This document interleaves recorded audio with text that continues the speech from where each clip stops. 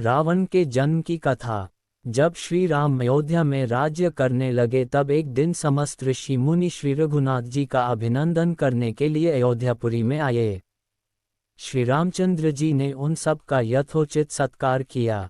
वार्तालाप करते हुए अगस्त्य मुनि कहने लगे, युद्ध में आपने जो रावण का संहार किया वह कोई बड़ी बात नहीं है, परंतु द्वंद्व युद्ध में लक्ष्मण के द्वारा इंद्रजित का वध सबसे अधिक आश्चर्य की बात है।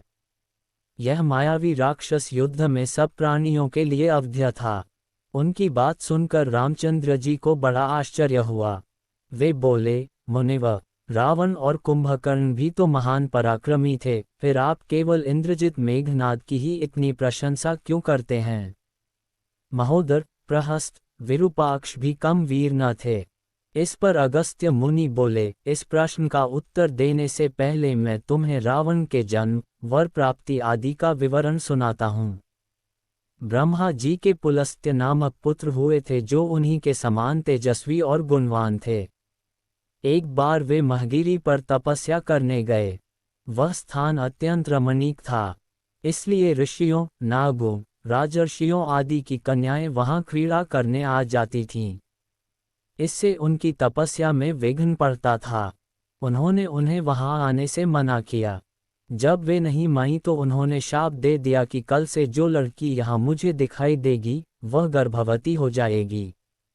शेष सब कन्याओं ने तो वहां आना बंद कर दिया, परंतु राजर्षि तृणबिंदु की कन्या शाप की बात से अनजान होने के कारण उस आश्रम में आ गई और महर्षि के दृष्टि पड़ते ही गर्भवती हो गई।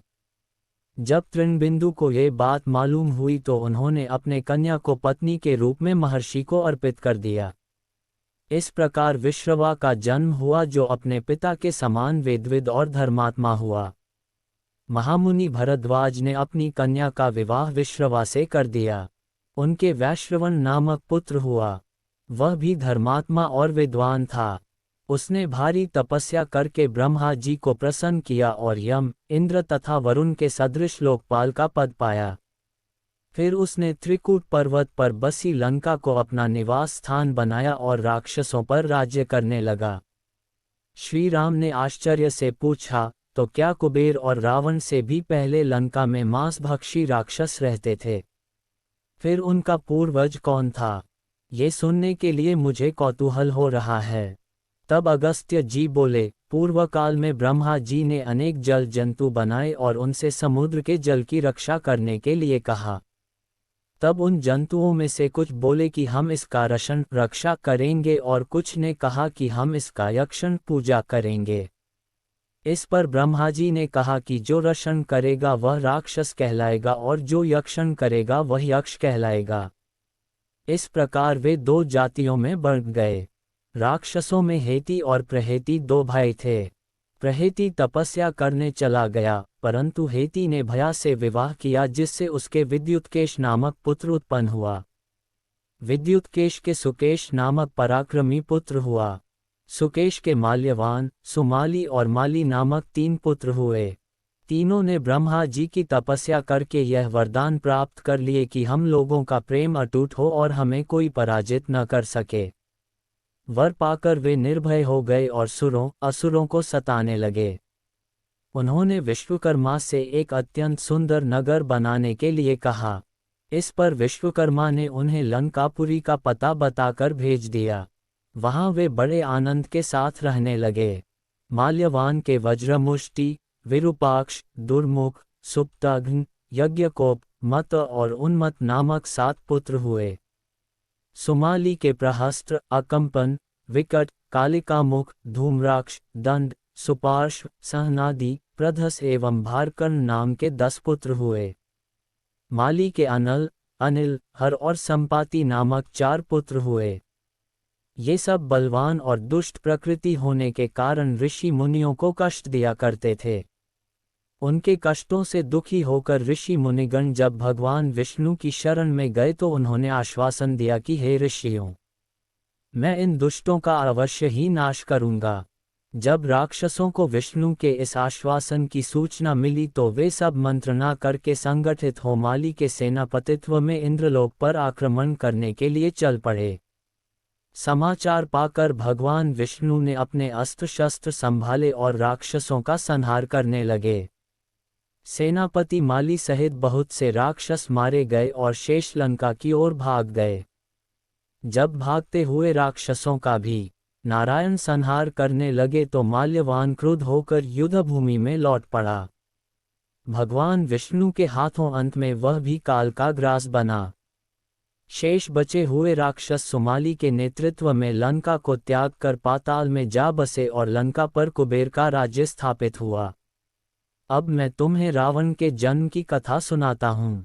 राक्षसों के विनाश से दुखी होकर सुमाली ने अपनी पुत्री कैकसी से कहा कि पुत्री, राक्षस वंश के कल्याण के लिए मैं चाहता हूँ कि तुम परम पराक्रमी महर्षि विश्रवा के पास जाकर उनसे पुत्र प्राप्त करो।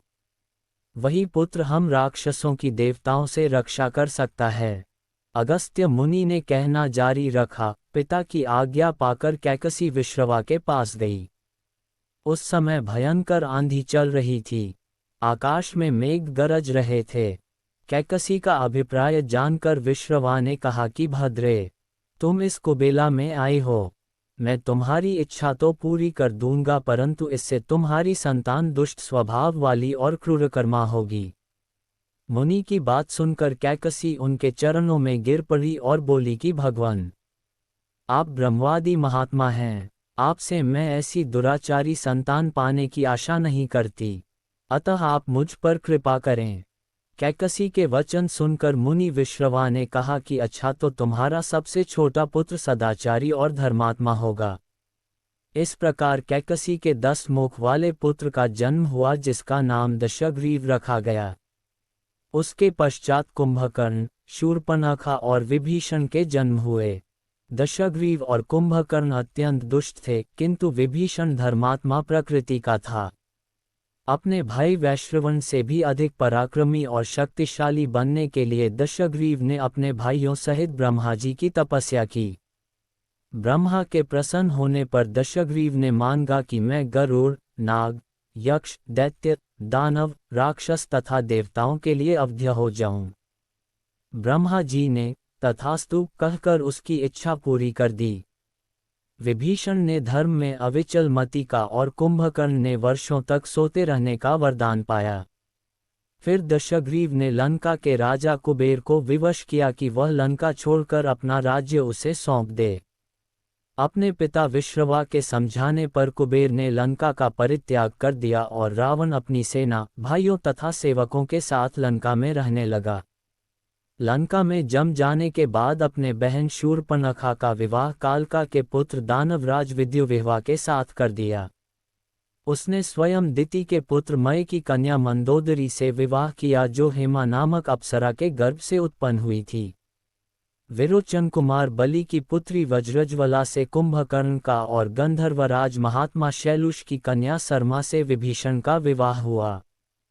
कुछ समय पश्चात मंदोदरी ने मेघनाद को जन्म दिया, जो इंद्र को परास्त कर संसार में इंद्रजित के नाम से प्रसिद्ध हुआ। सत्ता के मद में रावण उच्छृंखल हो देवताओं, ऋषियों, यक्षों और गंधर्वों को नाना प्रकार से कष्ट देने लगा। एक बार उसने कुबेर पर चढ़ाई करके उसे युद्ध में पराजित कर दिया और अपनी विजय की स्मृति के रूप में कुबेर के पुष्पक विमान पर अधिकार कर लिया। उस विमान का वेग मन के समान तीव्र था। वह अपने ऊपर बैठे हुए लोगों की इच्छानुसार छोटा या बड़ा रूप धारण कर सकता था। विमान में मणि और सोने की सीढ़ियां बनी हुई थीं और तपाए हुए सोने के आसन बने हुए थे। उस विमान पर बैठकर जब वह शरवण नाम से प्रसिद्ध सरकंडों के विशाल वन से होकर जा रहा था, तो भगवान शंकर के पार्षद नंदीश्वर ने उसे रोकते हुए कहा कि दशग्रीव, इस वन में स्थित पर्वत पर भगवान शंकर क्रीड़ा करते हैं, इसलिए यहाँ सभी सुर, असुर, यक्ष आदि का आना निषिद्ध कर दिया गया है। नंदीश्वर के वचनों से क्रुद्ध होकर रावण विमान से उतरकर भगवान शंकर की ओर चला। उसे रोकने के लिए उससे थोड़ी दूर पर हाथ में शूल लिए नंदी दूसरे शिव की भांति खड़े हो गए। उनका मुख वानर जैसा था। उसे देखकर रावण ठहाका मारकर हंस पड़ा। इससे कुपित हो नंदी बोले कि दशानन, तुमने मेरे वानर रूप की अवहेलना की है, इसलिए तुम्हारे कुल का नाश करने के लिए मेरे ही समान पराक्रमी रूप और तेज से संपन्न वानर उत्पन्न होंगे। रावण ने इस ओर तनिक भी ध्यान नहीं दिया और बोला कि जिस पर्वत ने मेरे विमान की यात्रा में बाधा डाली है, आज मैं उसी को उखाड़ फेंकूंगा। ये कहकर उसने पर्वत के निचले भाग में हाथ डालकर उसे उठाने का प्रयत्न किया। जब पर्वत हिलने लगा तो भगवान शंकर ने उस पर्वत को अपने पैर के अंगूठे से दबा दिया। इससे रावण का हाथ बुरी तरह से दब गया और वह पीड़ा से चिल्लाने लगा। जब वह किसी प्रकार से हाथ न निकाल सका तो रोते रोते भगवान शंकर की स्तुति और क्षमा प्रार्थना करने लगा। इस पर भगवान शंकर ने उसे क्षमा कर दिया और उसके प्रार्थना करने पर उसे एक चंद्रहास नामक खड्ग भी दिया।